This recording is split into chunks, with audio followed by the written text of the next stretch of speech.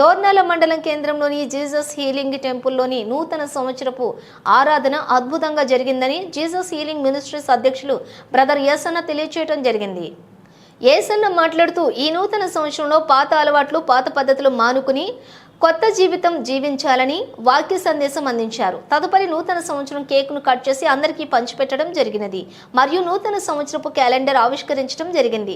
Jesus healing ministries treasurer sister Hepsiba మాట్లాడుతూ క్రీస్తునందున్న వారు నూతన సృష్టిగా మార్చబడతారని తెలియజేయడం జరిగింది. ఈ యొక్క ఆరాధనలోని కమిటీ సభ్యులు ఎస్ నాగేష్, వై యోబు, హీలింగ్ టెంపుల్ యవనస్తులు మరియు మండలంలోని వివిధ గ్రామాల నుంచి విశ్వాసులు అధిక సంఖ్యలో పాల్గొనడం జరిగింది.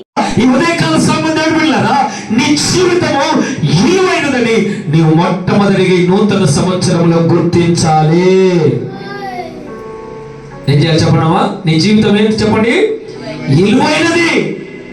వచ్చిన వైడూర్యాల కంటే, ధన ధాన్యాల కంటే, బంగారం కంటే నీ జీవితము విలువైనది.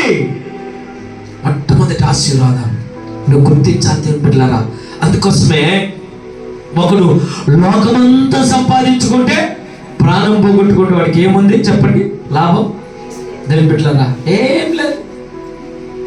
లోకమంతా సంపాదించుకున్నాడు, ప్రాణం పోయింది. ఆ యొక్క జీవితాన్ని విలువైనదిగా గుర్తించకుండా రకరకాల పాపములకు అప్పగిస్తాడు. మానవుడు అక్రమానికి అప్పగిస్తాడు.